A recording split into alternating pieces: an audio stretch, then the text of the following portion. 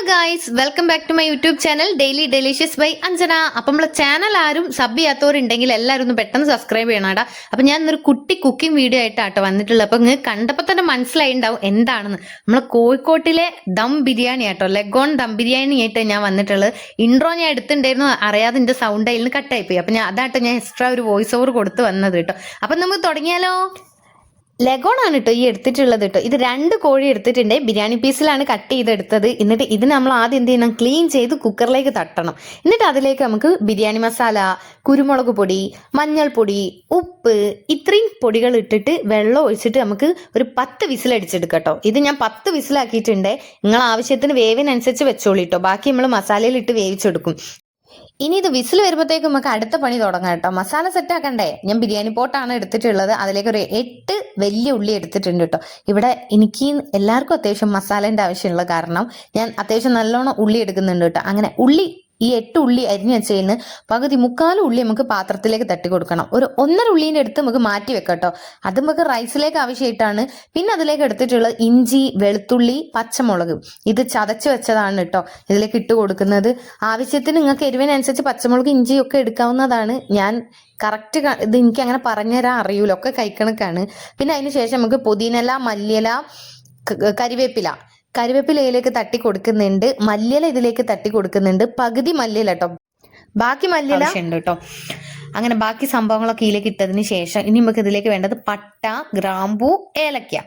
3 ഏലക്ക എടുത്തിട്ടുണ്ട്. പിന്നെ ആവശ്യത്തിന് പട്ട, പിന്നെ ആവശ്യത്തിന് കുറച്ച് ഗ്രാമ്പൂ എടുത്തിട്ടുണ്ട് കേട്ടോ. അതൊക്കെ നിങ്ങളെ ഫ്ലേവറിനനുസരിച്ച് നിങ്ങൾക്ക് എടുക്കാവുന്നതാണ് കേട്ടോ. ഇവിടെ എല്ലാത്തിലും പൊതുവേ ഞങ്ങൾ ഇങ്ങനെ ഇടലുണ്ട്.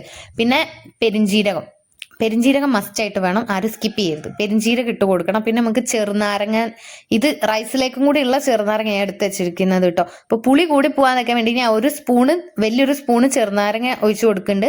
പിന്നെ 2 സ്പൂണ് തൈരാട്ടോ ഒഴിച്ചു കൊടുക്കുന്നത്.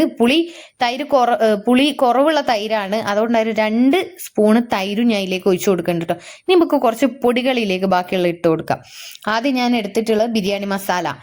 ഒക്കെ കയ്യിലാട്ടോ അളവ് കാണിക്കുന്നത്, എനിക്ക് ഇങ്ങനെ സ്പൂണിലെടുത്ത് പറഞ്ഞു തരാൻ കറക്റ്റ് കിട്ടൂല. ബിരിയാണി മസാല ആവശ്യത്തിന് എടുത്തിട്ടുണ്ട്. പിന്നെ കുരുമുളക് പൊടി എടുത്തിട്ടുണ്ട്. പിന്നെ ഗരം മസാല, ഇത്രയും സാധനങ്ങളാണ് ഇപ്പൊ പൊടിയിട്ടത്. ബാക്കി ഞാൻ വയ്യ കാണിച്ചു തരാം കേട്ടോ. ഇനി നമുക്ക് മിൽമേന്റെ നെയ്യ് കേട്ടോ, ഗീ. 1 സ്പൂണ് നെയ്യാണ് ഞാൻ ഇതിലേക്ക് ആഡ് ചെയ്യുന്നത് കേട്ടോ. 1 സ്പൂണ് നെയ്യ് ഇതിലേക്ക് ഇട്ട് കൊടുക്കുന്നുണ്ട്. ബാക്കി 1/2 സ്പൂണും കൂടി പിന്നീട് ഇപ്പം നിങ്ങൾക്ക് കാണാം കേട്ടോ. അങ്ങനെ 1 സ്പൂണ് നെയ്യിലേക്ക് ഇട്ട് കൊടുക്കുന്നുണ്ട്. പിന്നെ 1 സ്പൂണ് ഡാൽഡയും കേട്ടോ. ബാക്കിയുള്ള 1/2 സ്പൂണ് നെയ്യ് ഇപ്പൊ വരുന്നതാണ് കേട്ടോ. അങ്ങനെ ഇതും കൂടി ഇട്ട് കൊടുത്തിട്ട് അപ്പൊ കറക്റ്റ് 1 സ്പൂണ് നെയ്യും 1 സ്പൂണ് ഡാൽഡ ഇട്ട് കൊടുത്തിട്ടുണ്ട്. പിന്നെ നമുക്ക് ഇതിലേക്ക് മഞ്ഞൾപ്പൊടി, ആവശ്യത്തിന് മഞ്ഞൾപ്പൊടി വേണം കേട്ടോ.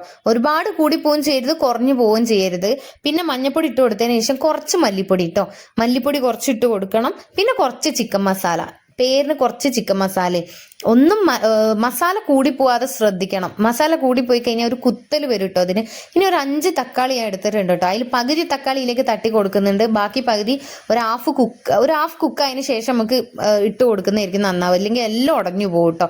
അങ്ങനെ നമ്മളെ ചിക്കൻ വെന്ത് സെറ്റായ ചിക്കനാട്ടോ. ഇനി ഇതിലേക്ക് നമുക്ക് എന്ത് ചെയ്യണം എന്ന് വെച്ചാൽ ഇതൊന്ന് കുഴച്ചെടുക്കണം.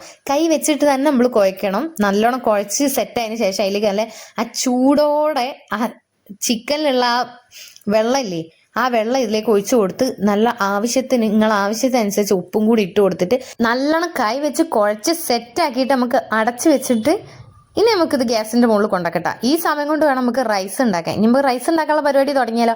ആദ്യം ഒരു ചെമ്പെടുത്ത് വെക്കണം, ചൂടാക്കണം. അതിൻ്റെ അകത്തേക്ക് ഡാൽഡ ഒഴിച്ചു കൊടുക്കണം. നേരത്തെ അരിഞ്ഞ് മാറ്റി വെച്ചിരുന്ന ഉള്ളിയില്ലേ, ആ ഉള്ളിയിലേക്ക് തട്ടി കൊടുക്കണം.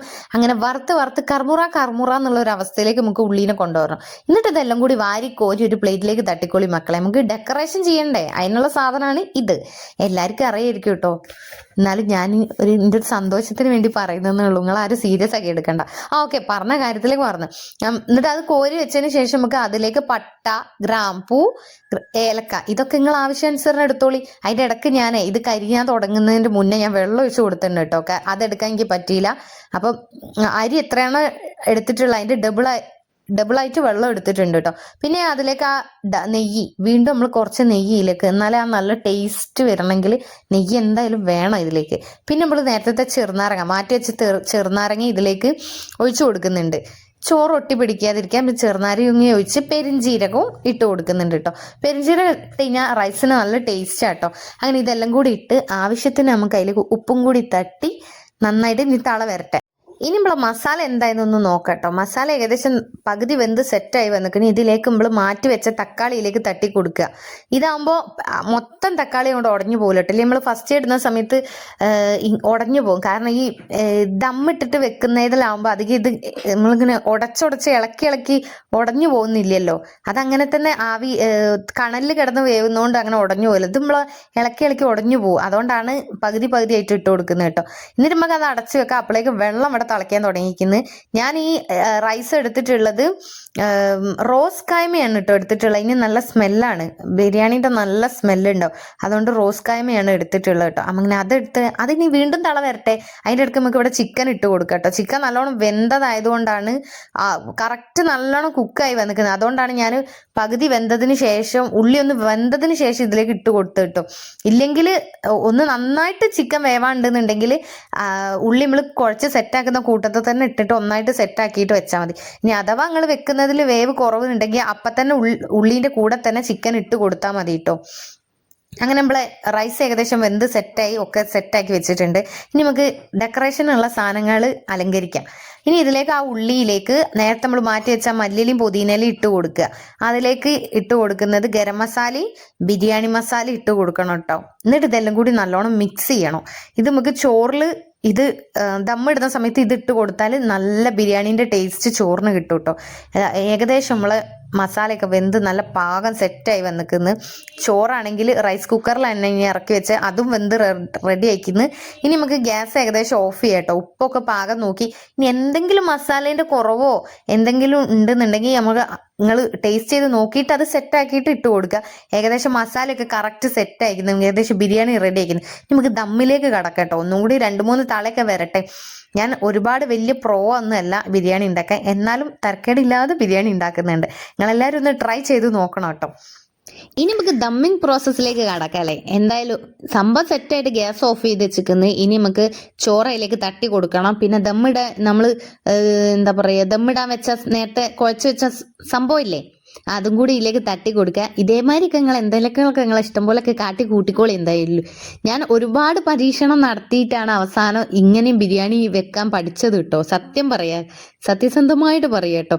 ഇപ്പം ലാസ്റ്റ് ഞാൻ ഒഴിച്ചു കൊടുത്തത് എന്താന്ന് വെച്ചാൽ നമ്മളാ ഗ്രേവി ഇല്ലേ, അതിൽ കുറച്ച് ഗ്രേവി മാറ്റി വെച്ചിട്ട് അതിൻ്റെ മുകളിലൊരു കളറിന് വേണ്ടി ഒഴിച്ചു കൊടുത്തതാണ് കേട്ടോ. അതും കൂടി ഒഴിച്ചു കൊടുത്ത് ദമ്മൊക്കെ ഇട്ട് അരമണിക്കൂർ ദമ്മൊക്കെ ഇട്ട് സെറ്റാക്കി വെച്ച് ആവി പറക്കുന്ന ബിരിയാണി സെറ്റാണ് കേട്ടോ. നിങ്ങളെല്ലാവരും ഒന്ന് ജസ്റ്റ് ഒന്ന് ട്രൈ ചെയ്ത് നോക്കണം കേട്ടോ. ഇത് അടിപൊളിയാണ് കേട്ടോ. എന്തായാലും നല്ല ടേസ്റ്റാണ് കഴിക്കാൻ കേട്ടോ. കാണുന്നവരല്ല, നിങ്ങൾക്ക് കണ്ടിട്ട് എന്ത് തോന്നുന്നു, വായിൽ വെള്ളം വരുന്നുണ്ടോ? എന്തായാലും എല്ലാവരും മസ്റ്റായിട്ടും ട്രൈ ചെയ്യാം. പിന്നെ നമ്മളെ ചാനൽ സബ് ചെയ്യാത്ത ആരെങ്കിലും ഉണ്ടെങ്കിൽ എല്ലാവരും ഒന്ന് സബ് ചെയ്യട്ടോ, ലൈക്ക് ചെയ്യുക, എന്നെ സപ്പോർട്ട് ചെയ്യുക. Okay, bye bye, see you, tata. അടുത്ത വീഡിയോ ആയിട്ട് ഞാൻ വീണ്ടും വരാം കേട്ടോ.